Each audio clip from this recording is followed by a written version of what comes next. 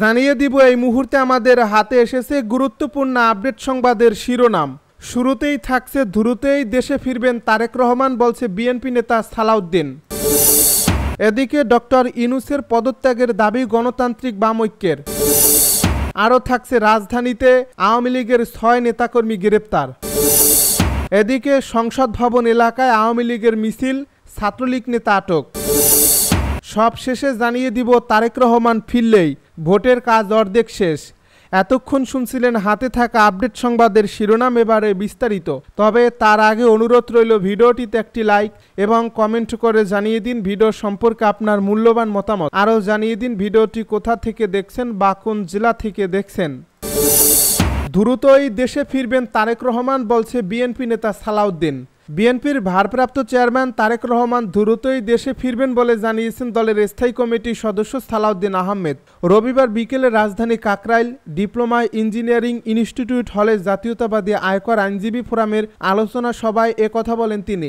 BNP নেতা সালাউদ্দিন আহমেদ বলেন, তারেক রহমান যেদিন দেশে ফিরবেন সেদিন অবিস্মরণীয় ইতিহাস তৈরি হবে। সেদিনই বিএনপির নির্বাচনের অর্ধেক প্রচারণা হয়ে যাবে। তিনি বলেন, সংবিধান স্পর্শ করে না, সরকার চাইলে এমন সংস্কারগুলো করতে পারে। কেউ কোনো আলোচনা ব্যতীত অমূলক সংস্কারের চেষ্টা করবেন না, যেটা নির্বাচনের জটিলতা সৃষ্টি করতে পারে। তিনি আরও বলেন, আগামীর বাংলাদেশ চাইলেই কেউ অগণতান্ত্রিক ফ্যাসিস্ট হওয়ার সুযোগ আর কেউ পাবে না। বিএনপির সিনিয়র এই নেতা বলেন, আমরা জনভোগান্তি না করে মানুষের কল্যাণে কর্মসূচি দিচ্ছি। মানুষ পছন্দ করছে, আমরা মানুষের চাওয়াটাকে প্রাধান্য দিতে চাই। নির্বাচনের বিষয় তিনি বলেন, নির্বাচন কমিশন এক অধ্যাদেশ জারি করেছে, জোটবদ্ধ হলেও নিজ দলের মার্কায় ভোট করতে হবে। এ ধরনের আদেশ নির্বাচনে জটিলতা সৃষ্টি করতে পারে। ডক্টর ইউনূসের পদত্যাগের দাবি গণতান্ত্রিক বাম ঐক্যের। ডক্টর ইউনূসের নেতৃত্বাধীন সরকার দেশ পরিচালনা সব ক্ষেত্রে ব্যর্থ দাবি করে সরকারের পদত্যাগ দাবি করেছে গণতান্ত্রিক বাম ঐক্য। রোববার সকাল 10:30টায় জোটের কার্যালয়ে অনুষ্ঠিত এক সংবাদ সম্মেলনে সভাপতিত্ব করেন গণতান্ত্রিক বাম ঐক্যের সমন্বয়ক ও বাংলাদেশের সাম্যবাদী দলের সভাপতি বীর মুক্তিযোদ্ধা কমরেড হারুন চৌধুরী। সম্মেলনে নেতারা বলেন, 8 আগস্ট 2024 অন্তর্বর্তী সরকারের শপথ গ্রহণের পর সরকারি নীতি জন আকাঙ্ক্ষার বিপরীতে পরিচালিত হয়েছে, যা দেশের স্বাধীনতা ও সার্বভৌমত্বের জন্য হুমকি সৃষ্টি করেছে। সরকারের তৎপরতার মধ্যে সেন্ট মার্টিন ও পার্বত্য চট্টগ্রাম মানবিক করিডর, মহেশখালী থেকে মাতারবাড়ি পর্যন্ত বিভিন্ন প্রকল্প বিদেশি ইজারাদের হাতে দেওয়ার ঘটনা উল্লেখযোগ্য। গণতান্ত্রিক বাম ঐক্য নেতারা আরও অভিযোগ করেন, যুগপৎ আন্দোলনে রাজপথে গড়ে ওঠা জাতীয় ঐক্য বিনাশ এবং নির্বাচনের পরিবেশ নষ্ট করার জন্য আইনশৃঙ্খলা বাহিনী ও গুপ্ত ঘাতকদের ব্যবহার করা হচ্ছে। সর্বশেষ 5 সেপ্টেম্বর 2025 মানুষের ইতিহাসে নজিরবিহীন ঘটনার উল্লেখ করে নেতারা প্রশ্ন তুলেছেন, সরকার চালাইকে পরিস্থিতির আলোকে নেতারা সব অসাম্প্রদায়িক প্রগতিশীল ও গণতান্ত্রিক রাজনৈতিক দলকে রাজপথে একত্র হওয়ার আহ্বান জানিয়েছেন।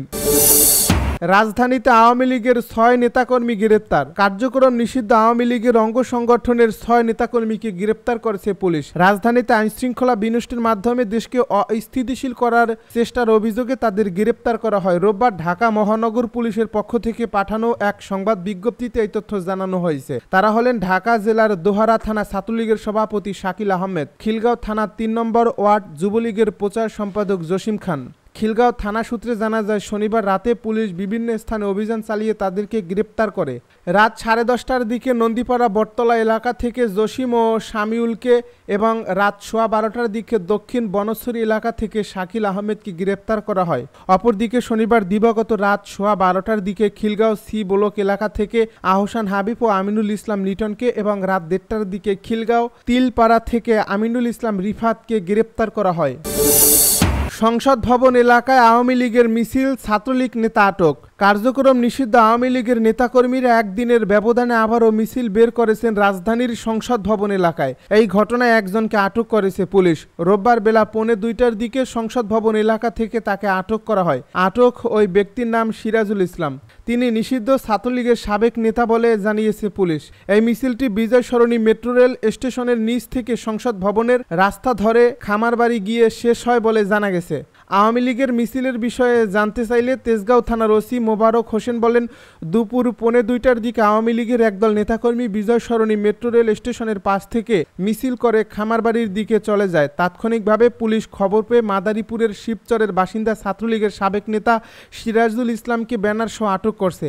এর আগে শুক্রবার জুমার নামাজের পর তেজগাঁও নাবিস্কু এলাকায়ও ঢাকা মহানগর উত্তর আওয়ামী লীগের ব্যানার নিয়ে মিছিল করেছে দলের নেতাকর্মীরা। তার আগে 31 আগস্ট ধানমন্ডির 27 নম্বর রোডে রাফা প্লাজা সংলগ্ন রাস্তা থেকে শঙ্করের বাংলাদেশ আই হসপিটালের সামনের সড়ক পর্যন্ত মিছিল করতে দেখা যায় তাদেরকে। তারেক রহমান দেশে ফিরলেই ভোটের কাজ অর্ধেক শেষ। তারেক রহমান দেশে ফিরলে নির্বাচনী প্রচারের কাজ অর্ধেক শেষ হয়ে যাবে বলে মন্তব্য করেছেন বিএনপির স্থায়ী কমিটির সদস্য সালাউদ্দিন আহমেদ। রোববার রাজধানীর ডিপ্লোমা ইঞ্জিনিয়ারিং ইনস্টিটিউটে জাতীয়তাবাদী আয়কর আইনজীবী ফোরামের আলোচনা সভায় একথা বলেন তিনি বলেন, নির্বাচনের মধ্য দিয়ে রাজনৈতিক সরকার প্রতিষ্ঠা করতে হবে, সংসদীয় সরকার প্রতিষ্ঠা করতে হবে, যার মাধ্যমে জাতির আশা আকাঙ্ক্ষা পূরণ হবে। বিএনপির এই নেতা বলেন, 2026-এর ফেব্রুয়ারি রমজানের এক সপ্তাহ আগে অথবা তারও আগে নির্বাচন হতে পারে। এ পথে যারা কাটা বিছানোর চেষ্টা করেছে এবং বিভিন্ন রকমের বক্তব্য দিয়ে বিভ্রান্তি সৃষ্টি করছে তাদের সকলের প্রতি নসিহত। দেশ এখন নির্বাচনী আবহে আছে, সারা দেশে নির্বাচনী আমেজ তৈরি হয়েছে। তিনি আরও বলেন, অতি শীঘ্রই তারেক রহমান দেশে ফিরবেন। সেদিন নির্বাচনের সবকিছু প্রতিষ্ঠা হয়ে যাবে, বলছি না নির্বাচন হয়ে যাবে, তবে তিনি দেশে আসলেই বিএনপির নির্বাচনের কাজ অর্ধেক শেষ হয়ে যাবে।